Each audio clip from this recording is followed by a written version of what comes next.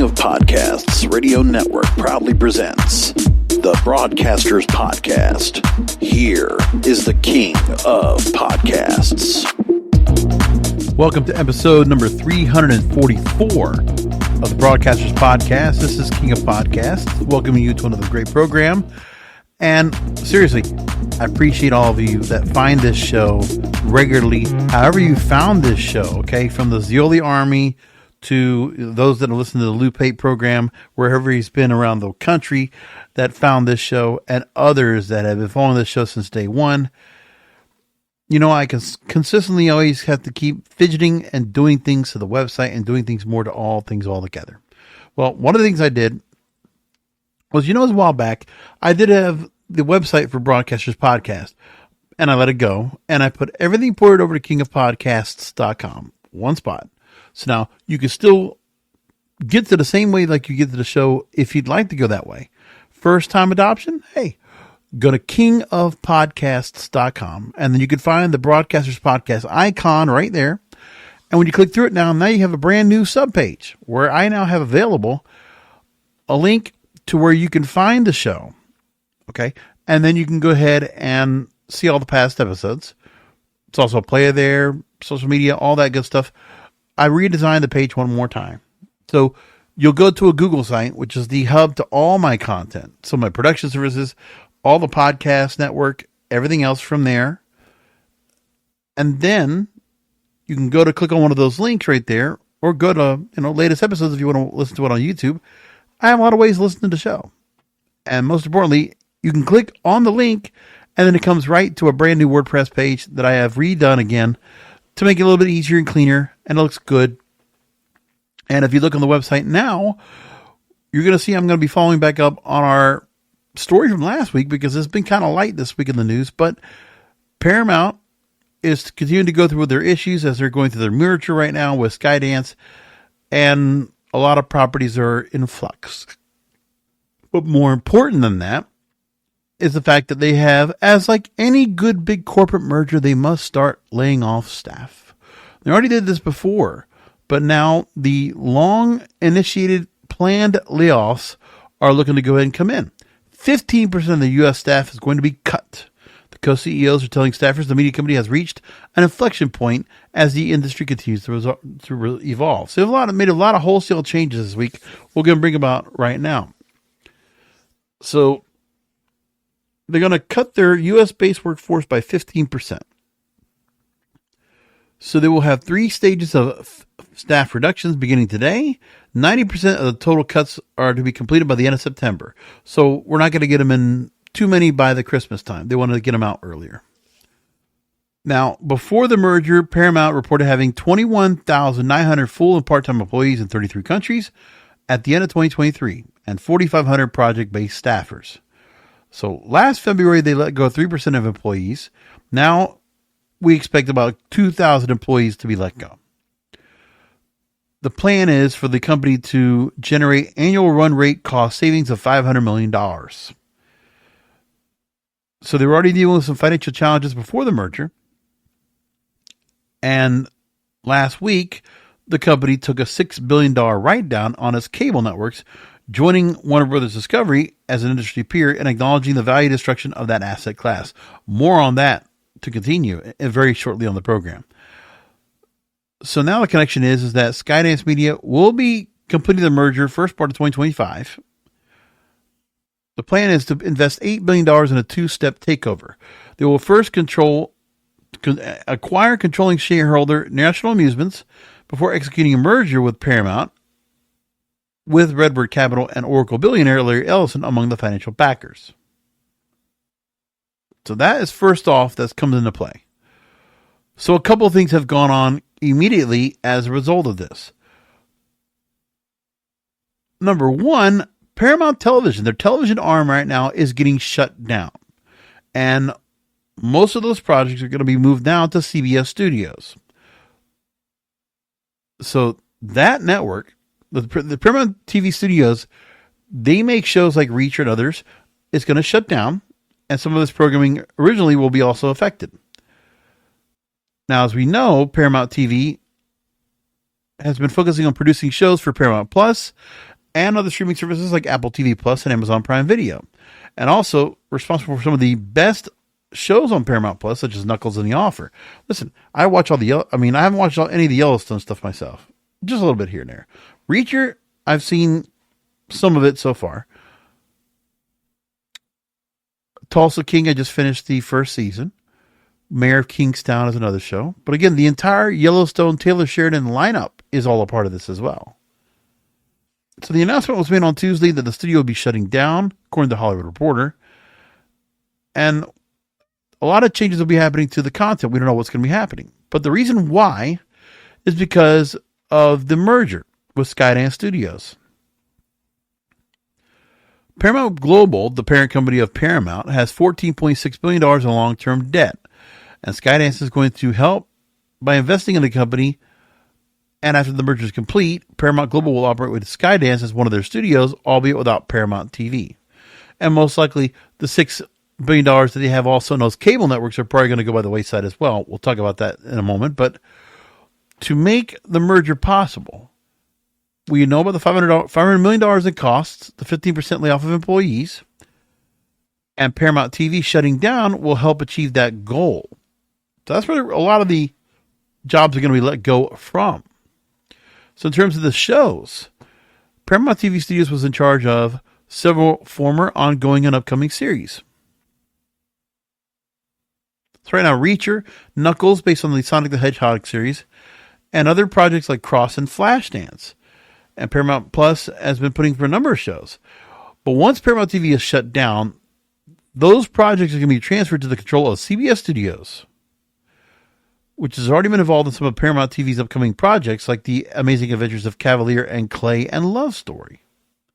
So some of the programs that they have right now under the Paramount TV umbrella is Reacher, that's on Prime Video, Knuckles on Paramount Plus, Time Bandits on Apple TV Plus, Spiderwick Chronicles on Roku, Jack Ryan on Prime Video, 13 Reasons Why on Netflix, Watchmen on HBO Max, Cross on Prime Video, Varsity Blues on Roku, Flashdance on Paramount Plus, and Murderbot on Apple TV Plus.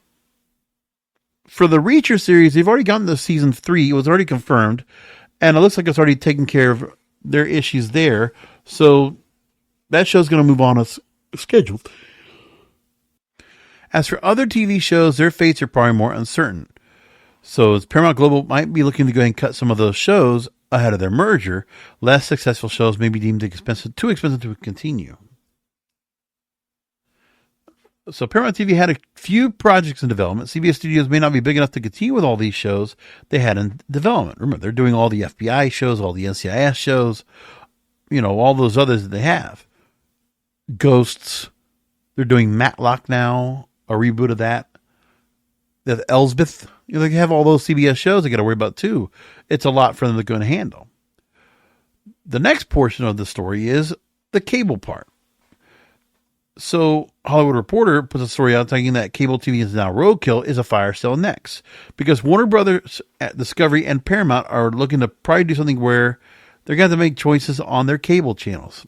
And I was actually just telling somebody the other day, from 2000 to 2010, pretty easily, or even before pandemic, a good 20 years, all of your best original programming, of your best content was all on cable. Before streaming, it was all on cable, with a couple of shows that went over to streaming. Prior to pandemic, streaming, you would have Netflix that had House of Cards and Orange is the New Black as just a couple of examples right off the bat. But then AMC was killing it. FX, killing it. USA had a lot of shows they were putting out there. So was TNT. And then all of a sudden, original programming just went by the wayside. It's unfortunate, but that's where they are now. So the first step of these cable channels and their fate starts here. August 7th, Warner Brothers Discovery took a $9 billion impairment on its linear cable channels.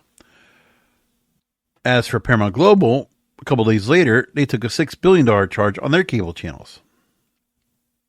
So the mentioning cable's iceberg has been melting for years, and it was really that cable TV had peaked at an infamous time during an infamous August 2015 earnings call which Bob Iger said kind of put everybody's attention to the beginning of the decline.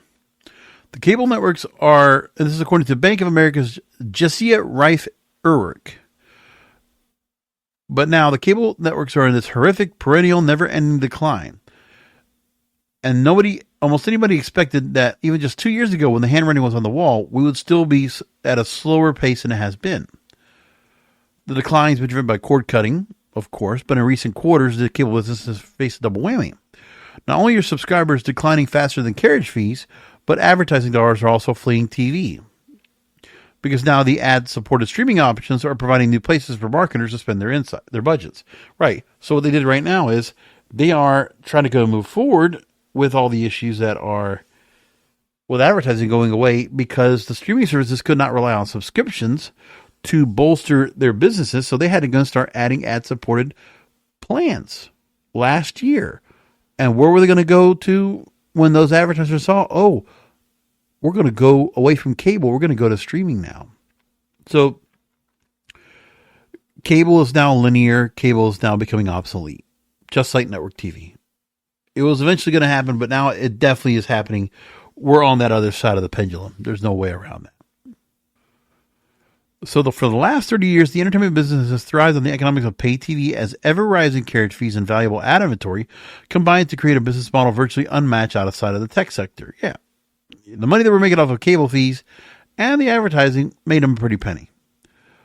So some of these traditional entertainment companies are diversified with theme parks for NBC, Universal, and Disney, Comcast as their internet business, and others with almost all revenue connected to sports and news. So Warner Bros. Discovery, Paramount, and AMC Networks, and others find themselves in a particularly precarious situation. So the question is asked, what happens next? So Rife Ehrlich says that somebody will separate their linear assets and somebody will roll them up. We have all these, call them stranded cable networks, maybe part of bigger companies, but not an area of investment, not an area of growth. So if you combine a lot of the cable networks, I think you get rid of corporate overhead. You can get rid of duplicative advertising functions, distribution. There's a lot of costs by combining. A roll-up can be run for cash. Then what do you do with these channels once you get them? That's the other part of going through. Broadcast networks and live sports are in vogue. Entertainment is now firmly a streaming game. And for traditional players, streaming is just now beginning to turn a profitable business. We talked about how Disney Plus is finally getting a profit off what they've gotten, right? Even Paramount Plus, so their sector of that has also made a bit of a profit off of that. That's not going to count for the rest of their sector, but some of the earnings calls are sort of saying that. So we already know that what's been happening now with most of the cable networks so far, what they've done is they will basically apply what they have in terms of programming. They'll be known for something that people will watch pretty constantly. All right. So number one, you have to deal with the fact that, let's say some shows that were existing intellectual property from other resources, they find their way somewhere else. So FXX was best known for having The Simpsons. So many episodes to watch, they're all available there. For Comedy Central, they've had Futurama, they've had South Park, they have, a lot of shows they were doing back in their day that they could always rerun as well. But what else is there? I don't know much of what there is. TBS, and their parent company, the Practical Jokers, which has been on True TV forever, they moved it over to TBS. And now American Dad is on TBS, and True TV is going to be turning into something else. They're going to try something else with that channel, so it's not going to be what it was before. Now, in the latest of the intellectual property, one of the most popular, second to The Simpsons right now, of animation on television is Family Guy, which of course always had a very amazing history in its own. But yes, Family Guy now is going to move to a new channel on network TV. The plan is that Family Guy is going to be joining Comedy Central's animated comedy block on September 2nd. So it's going to the channel's lineup for older audiences. The show is starting its 23rd season with all the original voice actors and a new licensing deal with Comedy Central. According to Deadline, Comedy Central has secured the distribution rights for the series. and the show will be joining the animated comedy block on September 2nd. So Comedy Central will have the benefit of having South Park, Futurama, and Family Guy all in their lineup that they can run as much as they want. Fox decided to move the show for the first time from its fall schedule. But I don't know why they said it was the first time in their schedule. Okay, originally, Family Guy had run for a couple of years in the early 2000s. I think it went like 2 seasons, canceled. And then because of DVD popularity, the show came back like a couple of years later, 2005 season, right? And it's been on ever since. So like they've been running roughshod. Now they're going to have a new licensing deal with Comedy Central to show that there's plenty of demand for the industry for the Griffins and their adventures. But right now, you'll be able to watch Family Guy reruns on Hulu, FX, FXX, and now Comedy Central. So September 2nd, Comedy Central will start running new episodes of Family Guy, a new season. You know, it's just where they have to go right now because, you know, Fox can't carry those shows. It's just not making the money. And as for the network lineup coming up this year, I don't even know what they're going to do because there's been a lot of changes. One thing that's been going on right now a lot for the fall is quite a few changes to add more sports. That's going to be one thing that's going to be added more and more altogether. So the fall 2024 TV schedule is getting pretty moved around. We haven't even talked about that, but that is coming up in about 5 weeks. But we're just going to take a look at what actually is going to be happening right now so far. So Organized Crime, which is part of the Law and Order series, is moving to Peacock exclusively and not on NBC. There will not be no longer on Law and Order Thursdays. CBS is going to have back-to-back NCI shows, but now they're going to do a prequel called Origins, taking over NCI Hawaii's time slot. CBS is going to have a Young Sheldon spinoff, George and Mandy's First Marriage. That'll be on Thursday nights. The CBS will also be airing the final episodes of Blue Bloods, which has lasted, 15 seasons? And Fox is moving Family Guy to mid-season, they're saying, off the fall schedule. I don't know if it stays around there or not, but, you know, Family Guy moves now over to Comedy Central. So in the current schedule of things right now, on every night right now on network TV, it's very interesting. So first off, Monday Night Football will still be carried on ABC on select Mondays. Who knows what they'll be running besides than that? Because some other shows will be different on different channels, right? Again, a lot of intellectual properties are just repeating stuff. The Neighborhood's been a long-time comedy series. Papa's House is on. NCIS Origins and NCIS come in on Monday nights. Fox will have 911 Lone Star and Rescue High Surf, which is a 911 based series, a spinoff. NBC will have The Voice. And Brilliant Minds, a new series, will be on Monday nights. Tuesday nights, it'll be all FBI Still, FBI International, FBI Most Wanted on CBS. Fox will have Accused and Murder in a Small Town, new series. St. Denis Medical and The Voice will be on, and also The Irrational will be on NBC on Tuesdays. They also have Night Court, also on NBC. ABC will have Dancing with the Stars now on Tuesday nights. And then they'll have a show at 10 o'clock called High Potential. And then NXT, by the way, of the WWE fame, will be now on Tuesday nights at 8 o'clock, taking that spot as well. Wednesday nights, you still got Survivor. You still got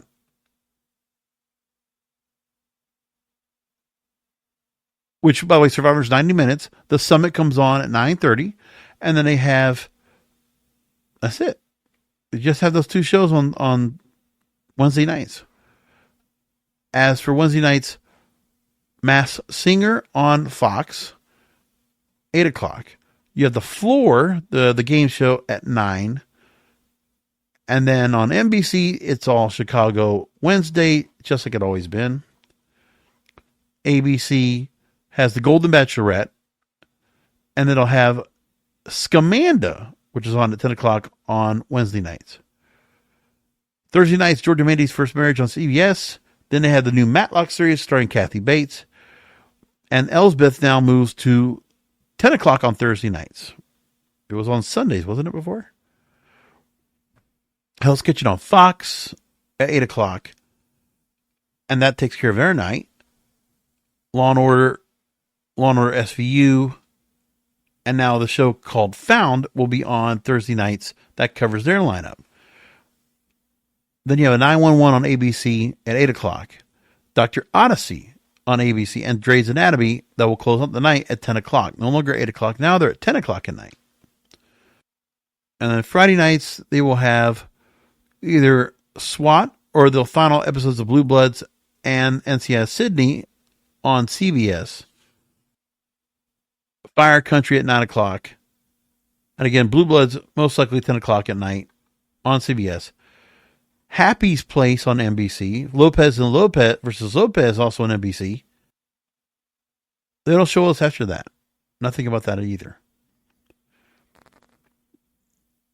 And Fox has nothing said here, but Fox is going to be covering live college football now. They're not even going to worry about anything else. They're going to run either college football or the UFL or some other live sports programming, because they no longer have a WWE SmackDown. They've dropped that off. That's it. Sunday nights, which should always be a big deal for everybody out there. 60 Minutes will still carry the night at 7 o'clock. Tracker on CBS.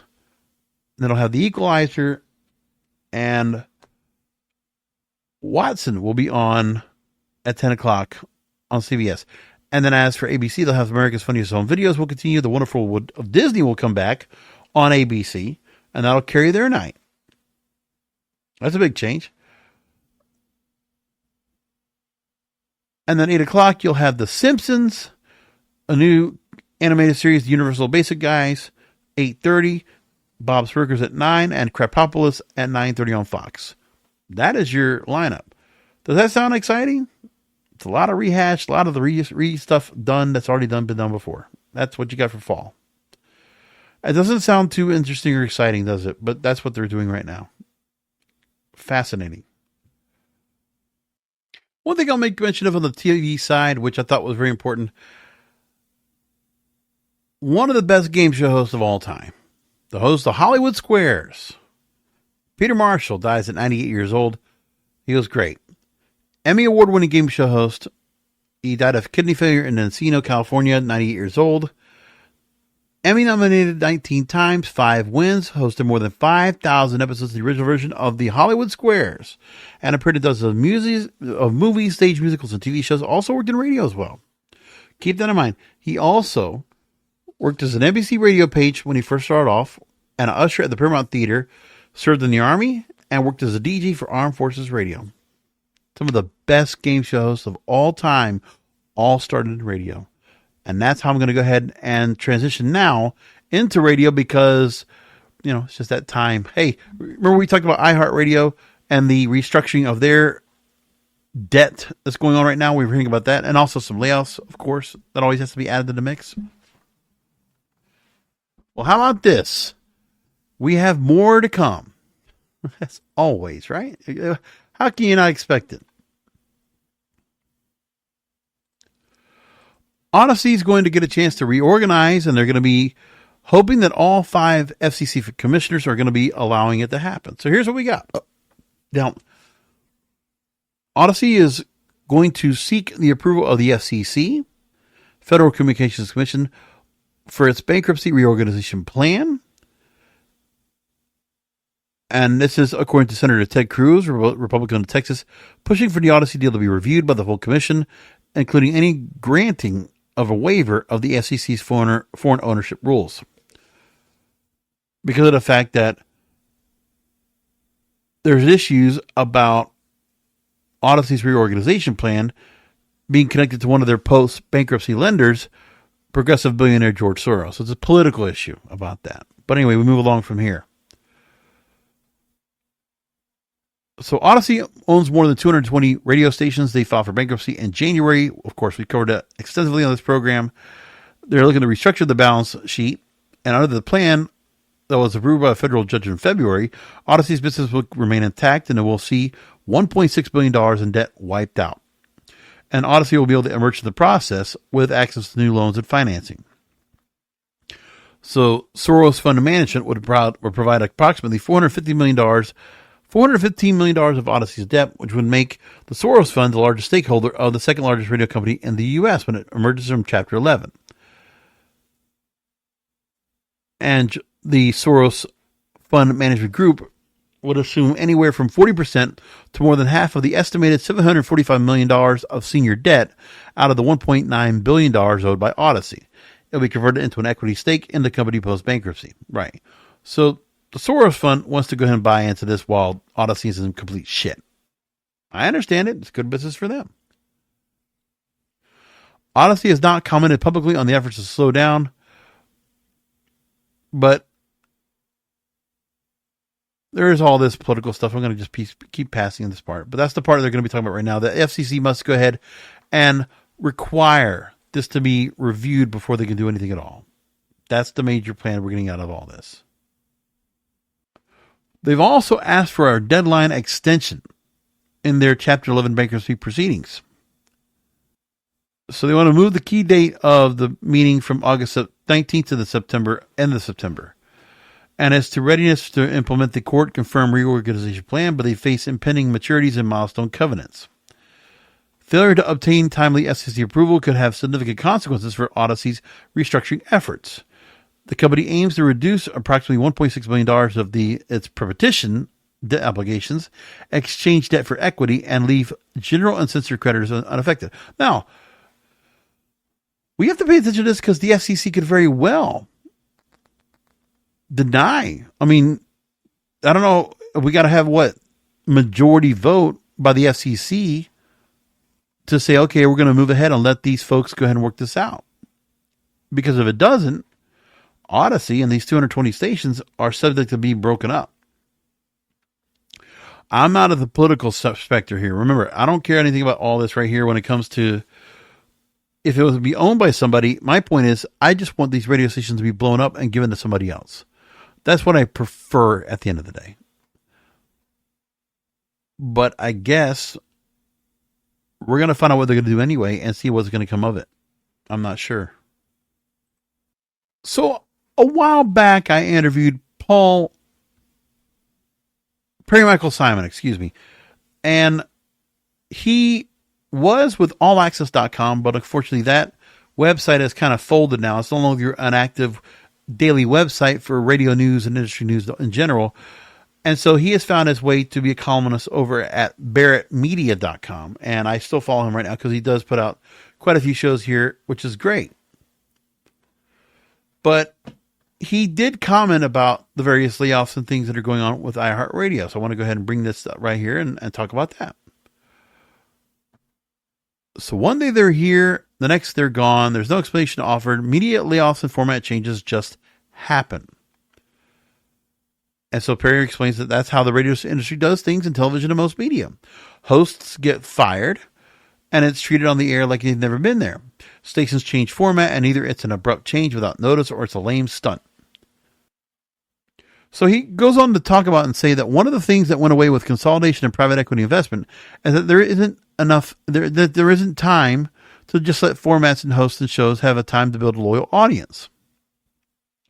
Management talks a good game about wanting to increase engagement and loyalty, but if ratings and revenue are growing fast, changes get made, heads roll, you know the drill. On one hand, it's understandable. If the money's not there, voice tracking becomes attractive and AI becomes a manager's dream. No salary, no benefits, no vacation days, just a reliable personality, free personality to fill the schedule. Talk radio may not be the ideal fit for AI, but somebody's going to try it. On the other hand, unexplained changes turn off one audience at the same time that may be exciting for incoming listeners. He says, count me as one who would like to see TV and radio stations take the risk and let departing hosts do their last shows. Yes, it might be dangerous, but if the fire jock goes ahead and plays the same song over and over, or trashes management, or goes way off format, at least it'll get attention. People will talk about it. It won't really matter in the long run unless they do something to endanger the license, but that's what dump buttons and security guards are for. And you might get another outrageous radio story you can tell at reunions and conventions. If that is, those are still things in the future. So there's that. So, if you can find them, barrettmedia.com, you can find more columns of Perry Michael Summit. You can actually find my interview here, Broadcasters Podcast. Let's look at the archives. You go ahead and find it and check it out for yourselves. So we're not going to go too long tonight, but I do have one more story to go and bring up for you. I know it's a short show tonight. It's just the way it is right now in terms of the way that content is right now. We're just waiting for some things to happen here. If you are interested, I did do quite an extensive review on the movie It Ends With Us for my Depraved and Debaucherous series. So if you want to hear that, you can actually catch that episode right now. Just look at the website, kingofpodcasts.com. You can find it right there too. So you can just check that out. One quick blurb here. Edison Music Discovery Report. Edison Media. They say that AM/FM radio is the third most important for music discovery. I laugh at this, but of course they really believe it. So let's just go along with it. Edison researchers released the Music Discovery Report to show how important following music is the U.S. population 12 years old and up, as well as specific platforms audiences use to stay up to date with music. So it's interesting, but let's go and see what they get from this. So here are some of the major notes. Almost one half of the U.S. population, 12 years and older, say it's important to keep them up to date with music. 14% of Americans 12 years old and up say it's very important to keep up to date with music. 35% say it was somewhat important. 47% combined. Let's put it like that. Spotify has grown over time to be one of the most influential platforms for music discovery. Let me tell you, it's Thursday night, and you know what? By midnight tonight, I'm going to be going on the Spotify looking for new music to put on my playlists because that's what they do. So good at it, and they get you to go ahead and program it. It's much more important than Tuesdays used to be for new albums and new music, right? That's how it is. So since 2016 to 2024, it was 25% of Americans use Spotify to learn about music. It's now 48%. It's funny. That's when I started going after Spotify. It was 2015, 2016. That's when I started engaging with Spotify. And all of a sudden, yeah, boom. Now more people learn about music on Spotify. I'm one of those. By the way, if you want to catch out any of my playlists that I curate on a regular basis, you can find them also on the website, kingofpodcasts.com. Just look for the KOP Radio Network. Look for the button. Click through. You'll find the Spotify playlists on the bottom of the page. Social media plays an integral role in music discovery for people aged 12 to 34. By the way, if you want a whole commentary on this, I've done extensive episodes right here on the Broadcasters Podcast about new music discovery. Just go back and look for them. You'll see that I've talked extensively about those. Americans aged 12 to 34 say it's very important or somewhat important to keep up to date with music. 63% use Instagram. 58% use TikTok. 18% use Facebook. And apparently, African American listeners ages 12 to 34 are the most likely to be dedicated music followers. 53% think it's very important to keep up to date with music. Word of mouth, YouTube, AM/FM radio continue to play important roles in music discovery. Americans age 12 say it's very or somewhat important to keep up to date with music. 82% use friends or family. 70% use YouTube. 50% use AM/FM radio as sources to do so.